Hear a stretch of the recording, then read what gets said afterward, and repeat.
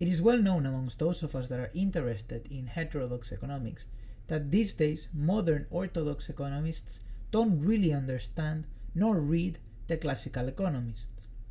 I don't excessively blame them for this, since it is true that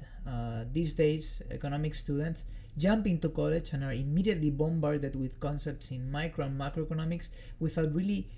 having a proper historical contextualization of those concepts that they are presented with. And these could lead to them thinking that these concepts are somewhat of a universal way of understanding economics, and this is absolutely not the case. These days it is not really understood in this college sort of understanding of economics that there are different schools that have different theories, and that there's different methods of analysis. And so my intention in this video series that I'm starting today is to present the classical tradition, which I believe to be the most scientific, the most sound, and probably the best tradition in economic thought that there is. Now, my intention in this series is not just to present them so as to see what they had to say, but also to present them so as to build a new foundation, because they left things unexplained, they left things unattended, and there's a good case to be made that using their theories we can build a good understanding of the present world, even though most of these economists, I would argue all of them, lived in the 19th century. And out of all the topics that I could have chosen, I decided to start with Say's law because I think it presents and it builds a strong foundation for what we're going to be discussing. Now we're going to be presenting theories of value, we're going to be presenting theories of crisis, we're going to be presenting theories of whether some labor is productive or not, but starting with the law of markets, also known as Say's law,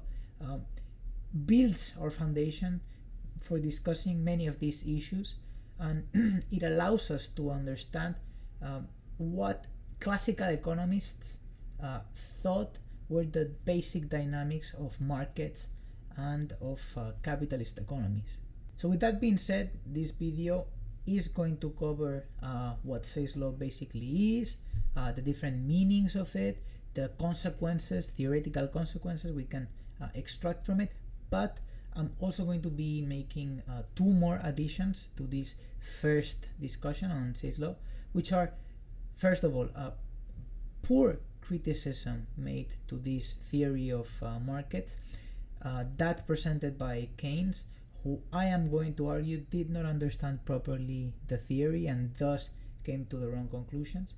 And then I'm going to make another video presenting a proper criticism that is multidimensional almost, a proper criticism to the theory, which is going to be that of Karl Marx. And since this channel deals with classical economists, but especially with Karl Marx, I obviously want to present his view, not only because of this, but because I legitimately think that it's that Marx made some strong cases both in favor of and against the theory, and this requires some explanation. But for now, let's stick to what the theory actually is. So then, what is the Say's law? What is the law of markets? Now, Say's law is essentially the theoretical postulate of demand as being determined, as being constituted by supply in a given economy at a given time. And it emerges in the 19th century as a reaction, as a refutation of the theory of crisis that relied on overproduction and or on a lack of effective demand in order to explain this crisis. And even though this theory is named after French economist Jean-Baptiste, it is normally often attributed to another economist, an English economist, J.S.Mill, whose son, John Stuart Mill, we are also going to be looking at in this video. But yeah, J.S.Mill looked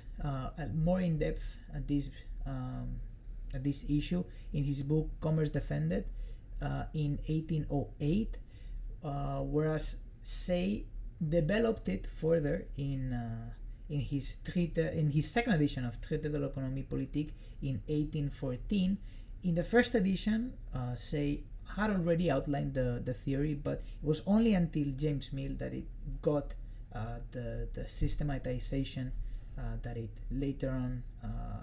that Say gave later on, and so on. So to look at why I'm saying that it emerges as a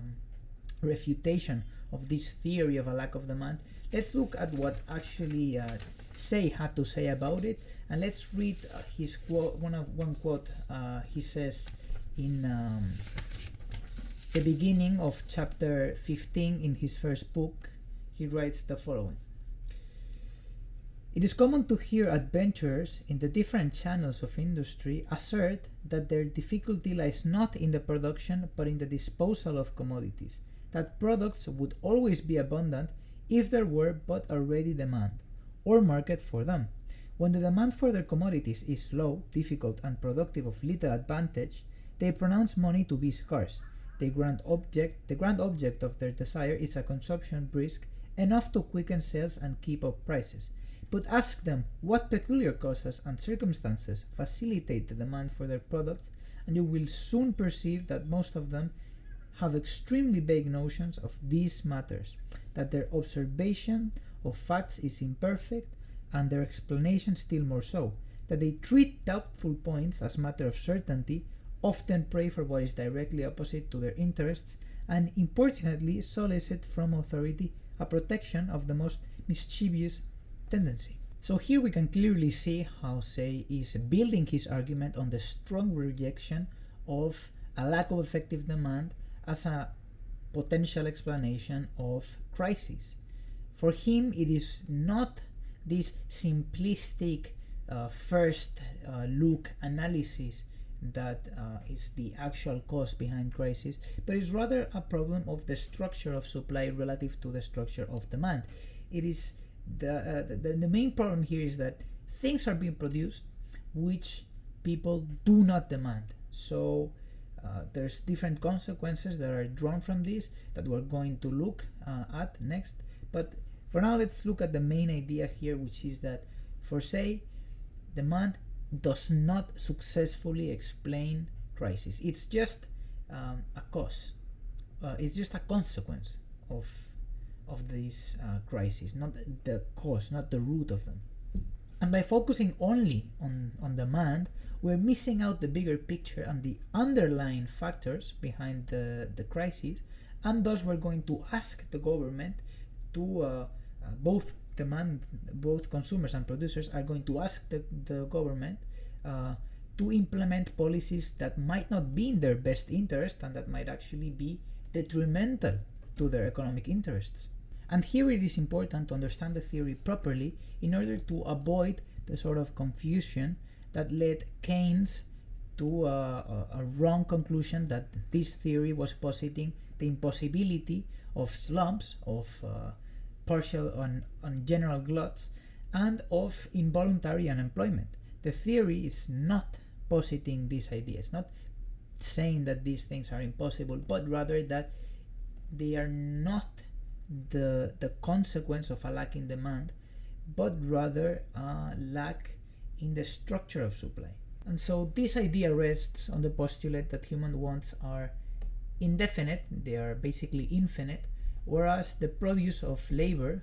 that being supply, is essentially finite. So you cannot physically satisfy all human beings. There's always going to be a want for more things, and thus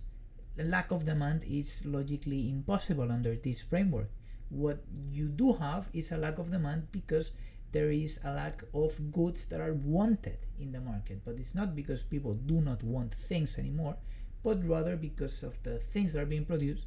are not those that are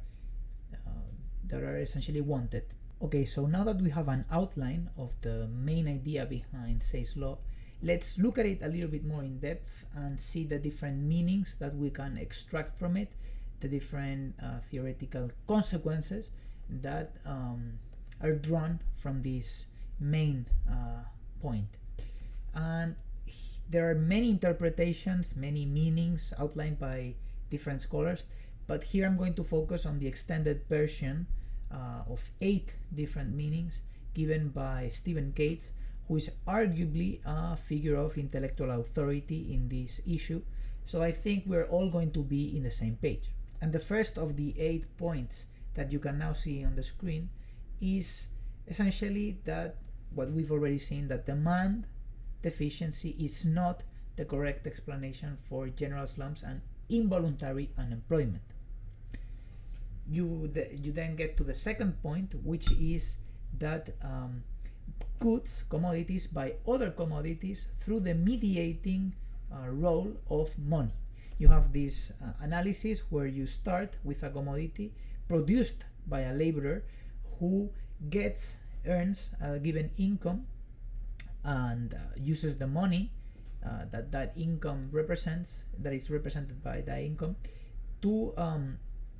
purchase another commodity. So demand is therefore constituted by supply, since producers produce not to keep that commodity to themselves, and this is basically the definition of a commodity in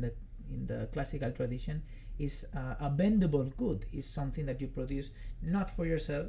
but to sell it, and you sell it with the purpose of getting a determined income that you can use to buy other things. So for the classicals, Meissners were not too common, and I don't think Meissners are too common. So I think it's a safe thing to say that people produce in order to consume, and thus supply creates demand. So the third point drawn from this is that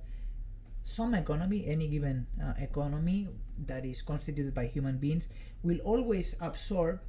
the capital that is employed in a productive manner, since human wants, as we have said, are infinite, and there's always new capital to be employed insofar as you can get it through in the market, because people want to buy those things that you have employed your capital for. The fourth point then says that if all goods together are produced in the proper proportions to each other, then everything produced will find a market at cost-covering prices, regardless of how fast capital is accumulated. And this comes from the idea that if other people produced in the exact amount what I'm going to demand and what other producers are going to demand in the market, and if I produce exactly what other people demand, then there is not going to be any disproportions, and thus everything is going to find its market at its cost-covering prices,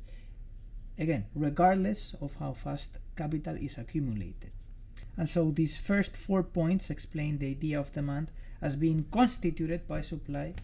as well as, again, the impossibility of a lack of effective demand under the correct functioning of the market. The next 4 will look at how gluts can occur and what the consequences of them might be.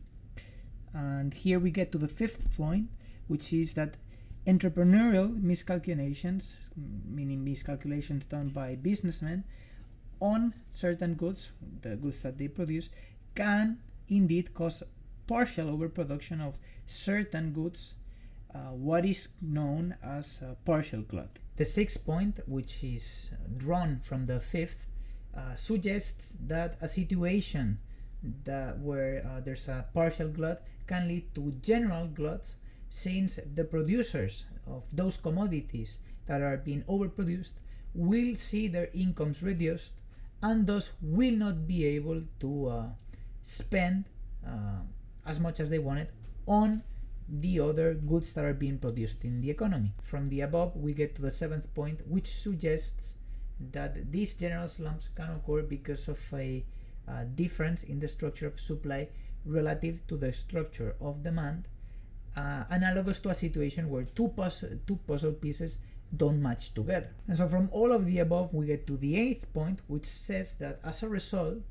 the lack of confidence that emanates from this situation will produce a situation where people are demanding to hold money instead of spending it, and thus are going to create these lacks, these shortages of credit that are going to further reduce production and that are going to submerge the economy further into depression or a recession, whatever the situation might be. And so from all of this, we get to see how for most of the classicals, and we'll see why Marx was not in full agreement with this and why other economists were not in agreement with this, but for most of the classicals, recessions are sort of exogenous disharmony of an otherwise harmonious